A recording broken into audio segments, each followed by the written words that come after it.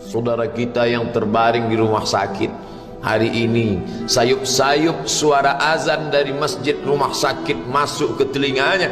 Dia menonton di televisi acara live salat Jumat, tapi saat itu dia hanya mampu terbujur kaku. Ruhnya masih ada dalam jasad.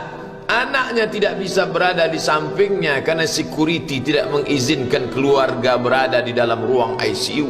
Dia duduk di dalam. Suara terdengar, azan bersahutan, hayya 'alas salah, mari salat, hayya 'alal falah, mari menuju kemenangan. Dia hanya bisa meneteskan air mata. Kenapa? Kalau dulu dia waktu sehat sempat beribadah, penyesalannya tidak terlalu banyak. Tapi kalau di saat sehat walafiat tak sempat untuk menempelkan kening ke lantai, tak sempat melangkahkan kaki ke rumah Allah, tak sempat mendengarkan khutbah, maka tak ada duka di atas duka. Air mata yang meleleh tak dapat mengembalikan masa lalu. Lan tarji'al ayyamul lati madat, yang lalu tak dapat diulang kembali. Air mata darah menangis, yang sakit tak akan sembuh, yang mati tak akan hidup. Penyesalan selalu datang di akhir perbuatan. Belum pernah orang menyesal sebelum perbuatan berlalu. Selalu penyesalan di akhir. Di saat itu penyesalan tak lagi bermakna. Apa kata mereka ketika melihat azab Allah? Rabbana, hai Tuhan kami, ya Rabb kami, absarna, mata kami sudah melihat azab, wa sami'na, telinga kami sudah mendengar suara tangisan, teriakan, pekikan di dalam neraka. Farji'na, kembalikan kami lagi ke dunia, na'mal salihah, kami ingin beramal saleh, inna muqinun, kami yakin seyakin-yakinnya. Tapi saat itu penyesalan tak lagi bermakna, karena dunia tak mungkin utuh semula, karena sudah menjadi sunnatullah yang lampau tak akan kembali. Idza sama'un fatarat, langit terbelah, wa idzal kawakibun tasarat, planet-planet bertabrakan, wa idzal biharu fujirat, lautan diledakkan, diletupkan, wa idzal quburu bu'asirat, semua yang dikubur dibangkitkan. Alimat nafsum ma qaddamat wa akharat, disitulah orang baru sadar apa yang dulu pernah aku lakukan. Wa qadimna ila ma amilu min amalin, semua amal mereka kami tunjukkan, kami datangkan. Ini amalmu, ini infakmu, ini wakafmu, ini sedekahmu, ini salawatmu, ini bacaan Qur'anmu, ini zikirmu. Tersenyum mata melihat amal. Faman ya'mal mithqala dzarratin khairan yarah. Tapi jangan lupa, apakah yang dosa-dosa itu dilupakan begitu saja? Yang buruk pun akan nampak juga.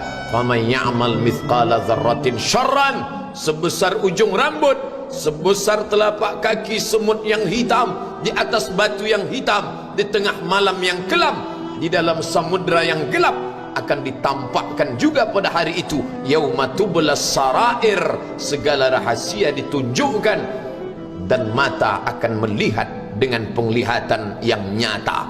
Mulut tidak lagi bisa menjawab. Al-yauma nakhtimu ala afwahihim, hari itu mulut kami kunci, karena mulut itu yang dulu pandai mencari-cari alasan, bersilat lidah, maka hari itu lidah dikunci. Wa tukallimuna aydihim, tangan mereka akan buat bicara. Wa tashhadu arjuluhum, kaki bersaksi. Apa yang akan dibicarakan tangan, apa yang akan dipersaksikan kaki. Bima kanu yaksibun, semua yang pernah dilakukan di masa yang lalu. Berapa atasanmu sanggup memberi gaji sehingga begitu enteng kau tinggalkan solatmu? Apa yang dijanjikan istrimu sehingga begitu enteng kau berikan yang haram, hanya rayuan sesaat, padahal dia pun akan meninggalkanmu sebelum masa tua tiba? Apa yang dijanjikan anak-anakmu? Ayah, kami akan menjagamu di hari tuamu nanti, maka berikan kami yang kami inginkan, belikan kami rumah yang besar, belikan kami kendaraan yang mewah, nanti setelah hari tua kami akan menjagamu, kata mereka.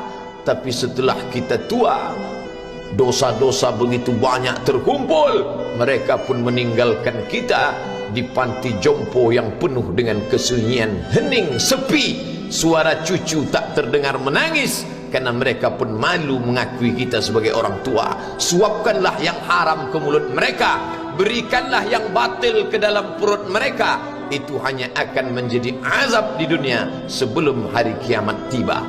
Ish ma syi'ta, hiduplah sesuka hatimu. Ish ma syi'ta, apa yang mau kau makan, makanlah. Apa yang akan kau bekerjakan, kerjakanlah. Fa innaka mayyit, tapi ingat, kau akan menjadi mayat, kau akan mati. Semua akan diminta pertanggungjawaban di hadapan Allah Subhanahu wa ta'ala. Hari ini orang boleh tertawa, hari ini orang boleh merasa dunia dia yang punya, tapi sampai masanya yang hijau akan berubah menguning, yang kuning akan mati, yang mati akan menjadi debu, yang debu ditiup angin hampa tak bermakna. Lalu apa yang akan dibawa menghadap Allah Subhanahu wa ta'ala? Amal saleh. Kalau pernahlah mulut itu membaca sepotong dua potong ayat sebelum berangkat bekerja, kalau sempatlah masuk ke kamar mandi mengambil air wudhu, solat sunat duha sebelum berangkat bekerja, kalau sempatlah ketika duduk dalam suasana santai membuka iPad lalu dibuka Quran digital sambil melihat beberapa ayat, merenungkan maknanya, mengingat mati, kalau sempatlah mulut mengucapkan subhanallah wa bihamdihi subhanallahil azim, kalau sempatlah anak istri dibawa ke masjid iktikaf mendengarkan pengajian, kalau sempatlah beberapa persen dari pendapatan itu dilimpahkan ke rumah anak yatim panti jompo masjid, kalau sempatlah beberapa meter tanah dibeli untuk pembebasan mendirikan rumah Allah, kalau sempat memberikan beberapa karpet untuk rumah yang selalu ditinggalkan, kalau sempatlah membelikan beberapa kilo beras untuk yatim piatu dan panti jompo, itulah yang akan menolong di hadapan Allah. Adapun rumah besar dengan beberapa semen, dengan beberapa busi yang banyak, semua akan menjadi tinggal kenangan. Mereka akan menjual, membagi-baginya. Tanah yang dulu harganya semeter 100.000 sekarang sudah menjadi 5 juta. Mereka akan bagi-bagi itu semua kepada ahli waris. Lalu kita hanya membawa 3 helai kain tipis yang tidak berjahit, dan itu semua menjadi milik orang. Kalau dulu mereka kita didik dengan pendidikan yang baik, di tengah malam mereka bangun menetes air matanya, lalu dia berdoa, Rabbighfirli wa liwalidayya warhamhuma kama rabbayani shaghira, seperti tetesan embun di tengah gurun Sahara yang panas.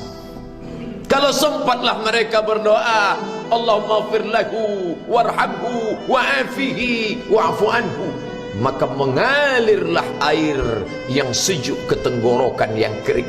Kalau sempatlah mereka membeli makanan, diundangnya anak yatim, diusapnya kepala, ya Allah, terimalah sedekahku ini untuk almarhum ayahku, almarhumah bundaku. Aku tak dapat membalas budi baik mereka, ya Allah, mereka sudah mendahului aku. Maka akan mengalirlah itu sebagai perlipur lara di tengah alam barzakh sementara kiamat tiba. Tapi kalau mereka hanya dididik dengan keduniawian, dididik dengan kemewahan, disumbat mereka dengan materi, tak pernah diingatkan pada mati.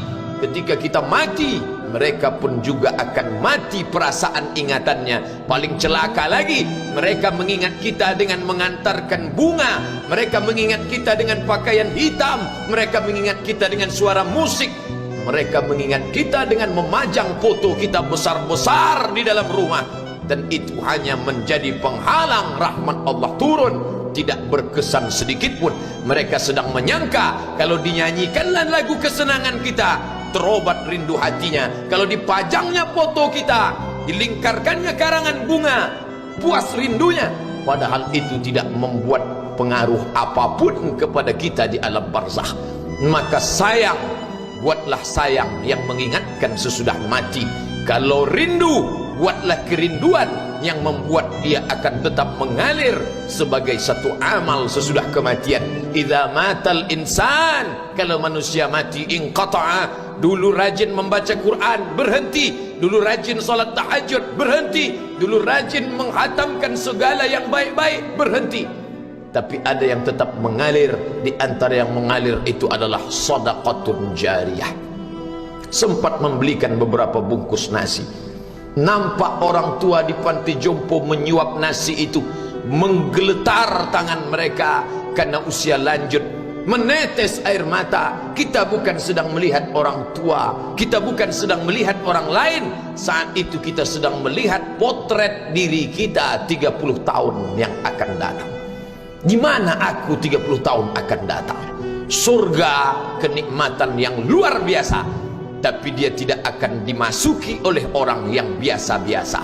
Solat biasa, baca Quran biasa, zikir biasa, untuk mendapatkan yang luar biasa, maka itu bukan perimbangan ibadah yang fair. Hanya dengan solat wajib biasa, hanya dengan baca Quran biasa, hanya dengan zikir biasa, hanya dengan sedekah biasa, berharap akan masuk ke dalam surga yang luar biasa, maka sungguh bukan suatu perimbangan perniagaan yang seimbang antara makhluk dengan Khalik Allah Subhanahu wa ta'ala. Khutbah Jumat ini kembali mengingat kita, mengajak merenung bersama. Kita ini mau kemana? Di sini untuk apa? Yang kita bawa menghadap Allah itu apa? Apakah nama, jabatan, kebesaran, harta benda ikut menghadap Allah? Tidak. Dia akan tinggal menjadi puing-puing kenangan. Yang akan dibawa adalah amal saleh. Makanya kita selalu berdoa selesai wudu, Allahumma ja'alni minat tawabin waj'alni minal mutatahhirin. Ditutup dengan waj'alni min ibadikas salihin, karena orang yang saleh lah yang selamat dari kerugian, yang lain rugi. Innal insan, semua manusia lafi khusrin, rugi. Yang kaya rugi, yang punya kuasa rugi, yang ganteng rugi, yang punya anak rugi, yang punya istri rugi. Tapi ada yang beruntung, illallazina amanu, kecuali yang beriman, wa amilus salihati, dan beramal saleh. Itulah orang yang beruntung, karena dia akan hidup dalam kehidupan yang kekal abadi, membawa iman dan amal salehnya. Kalau sampai hari ini masih bersemayam di dalam diri kita, mari kita jaga. Dan kita berharap kepada Allah husnuzan, Allah menutup usia kita ini dengan husnul khatimah. Ketika itulah malaikat datang memanggil, menyambut, ya ayyatuhan nafsul mutmainnah, wahai jiwa yang tenang, irji'i ila rabbiki, kembalilah engkau kepada Tuhan Rabbmu, radiyatan mardiyah, engkau ridha kepada Allah, Allah pun ridha menerima engkau sebagai hambanya. Fadkhuli fi ibadi, masuklah engkau ke dalam golongan hambaku. Wadkhuli jannati, masuklah engkau ke dalam surgaku. Saat itu ruh keluar dari badan seperti tetesan air di hujung daun yang lembut menetes.